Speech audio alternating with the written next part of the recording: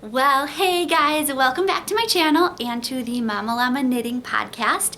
This is an audio podcast that you can get all of season 1 for over on your podcast playing apps, or stick around right here for episode 3 on YouTube, and episode 4 will be in 2 weeks. It is coming bi-weekly in between the release of the Farmhouse Knitting Podcast episodes that I also do here on YouTube. So today is episode 3, and I'm sharing all about how to save money on yarn, because as moms, we have a lot to budget for. I'm a mom of 4 and currently have 2 in diapers. And there's just a lot to budget for, a lot of things that I wish I could buy in the yarn knitting world that I can't realistically buy. And so it's easy to just come down hard on ourselves and feel really jealous scrolling through Instagram and watching YouTube podcasts, seeing all the cool yarn out there.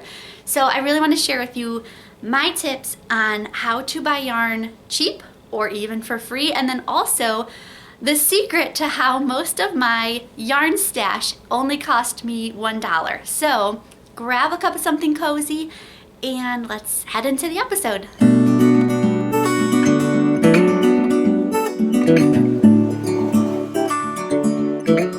Welcome back to the Mama Llama Podcast, where moms own their granny skills and stay cozy while calming the chaos of having little kids. I'm your host, Dayna of TheSaleFarmhouse.com. Welcome back to the show. So I'm a mom of 3 girls under 5. I'm a knitting designer, and I'm living with a case of the cozies here in the woods with the bears. No bears. Here in the woods of northern Illinois. Sometimes I wonder what I would do if I saw a bear out in our woods, but I'm told that it's really uncommon to see them. Like, maybe they'll be passing through, but yeah, fingers crossed we don't have to find out what would happen. So, okay, do you wish you had more yarn? Or maybe do you wish you had money for that specific juicy yarn that you've just been eyeing? Like, why is yarn so expensive, you guys? Why do we need to spend that money on groceries and preschool and swimming lessons? Right? It's so hard to see all this good yarn being introduced, or everyone else kind of using it on social media, and you're just like oogling at it, but oh my gosh, you can't spend that money on yarn. We have other mouths to feed, and we have school, and a lot of us, like as moms with little kids, like you and I, right? We do not have a budget that allows for you to buy yarn. Like, we don't have room in our budgets to also go buy this really expensive yarn that's like $20-$40 a skein. I mean, I can't even, like with 3 kids and that many mouths to feed, I can't even wrap my brain around it. Even if you're 2 full-time working parents, when you have kids, it's like that money is going other places for sure. And also, like, I feel mom guilt even when I buy yarn, like if it's $5 from Joann's, like I feel a little guilty, and I have to remind myself, like, how often do I buy stuff for my kids? All the time. Like, me and my husband will go on a date and we'll end up at like Target, and I'll buy something from the dollar bin for them, and I'm like, oh my gosh, this is supposed to be a date about us, but now I'm like buying something for them, probably because I feel guilty that we also like went on a date without them. But it's true, we get this mom guilt, right? Like, how dare I take some of that money that could go to so-and-so's this? Like, who am I to buy this expensive yarn? And not even expensive, like, who am I to buy this yarn when it's not just about me anymore? But, like, if we're going to put the time and the energy into knitting, like, don't you want it to turn out exactly how you want it? And that means using the yarn that you want, like not cheap stash yarn that's maybe like 5 years old. Like, if you didn't want to knit it 5 years ago and you don't want to knit it now, like, don't make yourself use that yarn. I mean, you are worth more than that. You deserve to go buy yourself some yarn and cast something new on every once in a while. So, I mean, when you get yarn, you're excited no matter what, but there's just something different when you're a mom, because I feel like moms don't buy yarn as often as people who are single or who have no kids.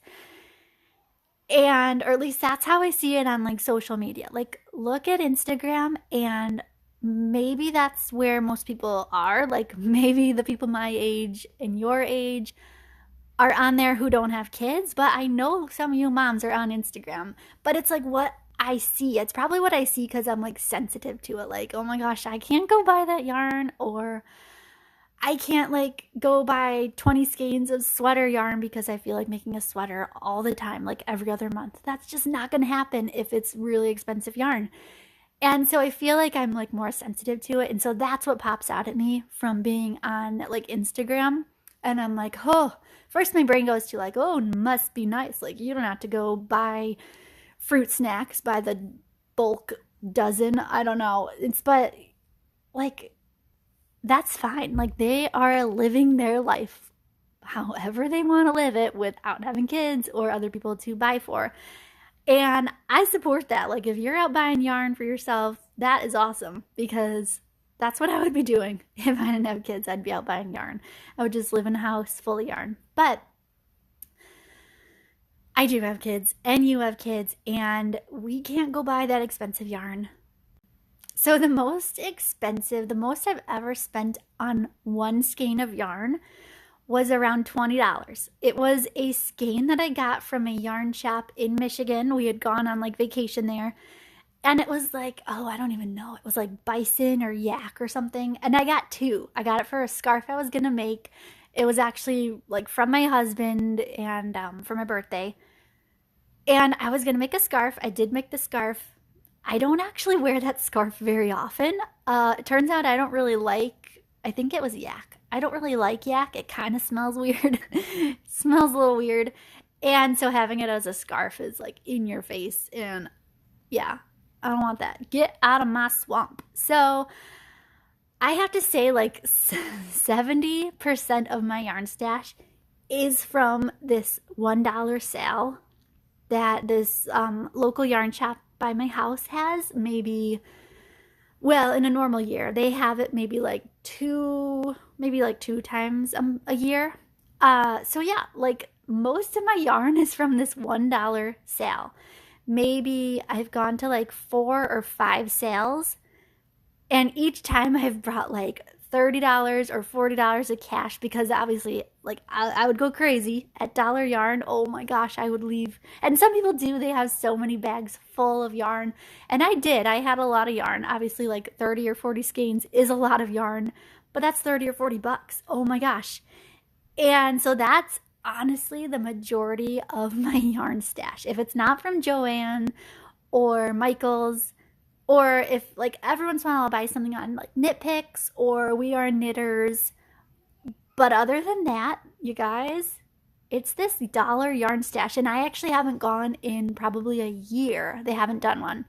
So my dollar yarn stash yarn is like tiding me over until the next dollar yarn sale. And probably even longer, because I have so much yarn that I probably won't ever have time to knit it all. Or like, yeah, it's also like become part of our decoration at this point. Insulation under our bed. So how on earth are we supposed to get this yarn? Like, if you don't want cheap yarn that, I mean, nothing against sugar and cream. I have like a whole basket of sugar and cream, and I actually don't really use it. It's kind of stiff. And once I found Hobby Lobby's I Love This Cotton, I've been always using that instead. So, but yeah, no shame to sugar and cream. But like, if you want to get the good stuff, like the quote unquote good stuff, the expensive stuff, where do you go? How do you get it? Because obviously you're not dropping 40 bucks on a skein of yarn. And if you are, like, maybe it's for a gift. Like, you really, really wanted that yarn, like that yak or whatever it was, bison or yak that I wanted for my birthday.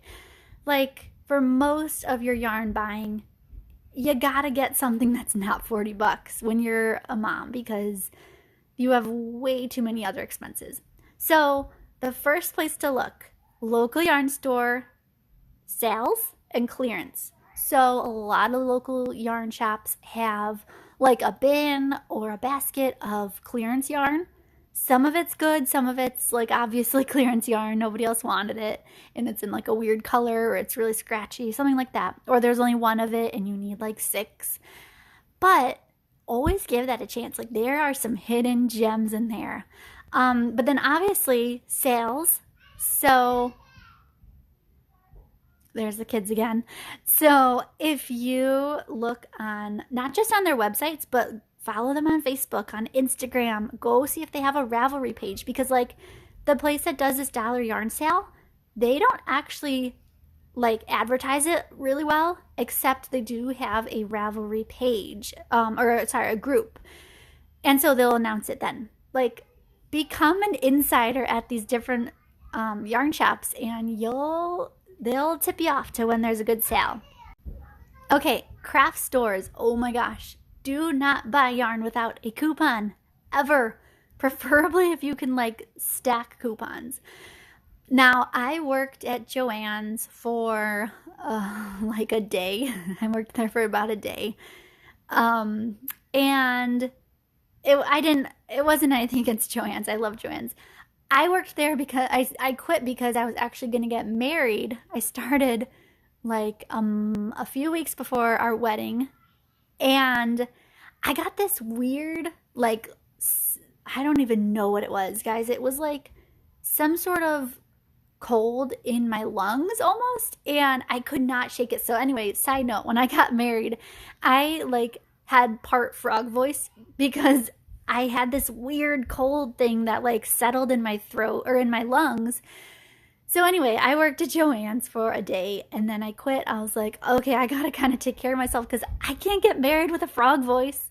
Turns out I can, and I did. But anyway, Joann's, I don't have a lot of insider secrets for you other than they will match a coupon from somewhere else. So if you have a coupon from Michael's, pull it out and show it to them. And yeah, just look, same thing. Like, don't just rely on the newspaper or don't just rely on emails. Like, get in their social media because they'll post updates about sales and coupons and stuff. Okay, there's also a few places online that you might not have known about that I want to tell you about. So, Ravelry is good for more than just patterns. People will actually post their yarn stash in there, and it'll be marked if somebody is selling it. And usually it's cheaper than when they bought it. I mean, if it's a good sale, it's cheaper than when they bought it. And so, yeah, if you're looking for a specific yarn or if you want to filter it for whatever kind of thing you're doing, search Ravelry. Look at people's yarn stashes. Another place is Facebook knitting groups. And also just asking around to your family and friends and other moms who maybe might have been given like a bin. So like maybe they've been given a bin of yarn. It's been passed down from family members. Or like they started knitting but they didn't like it, or they got a bunch of yarn to do a craft project, and you know, all sorts of stories. People have like think about your house. You have probably a lot of stuff that you're like, what am I going to do with this? Where did I even get this? Why do I have this? I don't want it. Who can I give it to? Somebody out there has yarn that maybe they were given by a family member, or like I said, they started but they didn't like it, or they just saw a sale and they wanted to get some yarn. I don't know. Someone out there could have yarn. All you have to do is ask. Like, put it up on Facebook, ask, or check a knitting group, a local group, anything like that. So we have this hobby, but we can't put a lot of money into it. We can't put a lot of time into it. But don't give up. Don't give up on knitting, and definitely don't use crap just to use something. Really, like, look at these resources, find the good stuff, and you'll be excited about casting on, or you'll be excited about finding something that's now in your stash that you have for like the perfect project. And then also, like, you can show off your really cool knit stuff to your mom friends. Knitters or not knitters, they're gonna be pretty excited for you and impressed. And you'll feel good knowing that, like, maybe you spent less on it than a box of squeezed applesauce that just got squirted all over your kitchen floor. I mean, it's money well spent when we can spend it in small chunks, right? So thank you guys for listening to another episode. Join the Facebook group for a community of like-minded millennial moms who also knit, and they like to talk about both. They like to talk about the mom stuff and the knitting stuff. So head over there, answer the questions, and hop in. I want to make sure you're not a creep. I know you're not a creep, but I want to make sure no creeps get in and hear us talking about mom stuff and our cool knitting stuff. Like, that's private. That's for us to know about and to chat about. And yeah, so until next time, I'll see you guys. Stay cozy.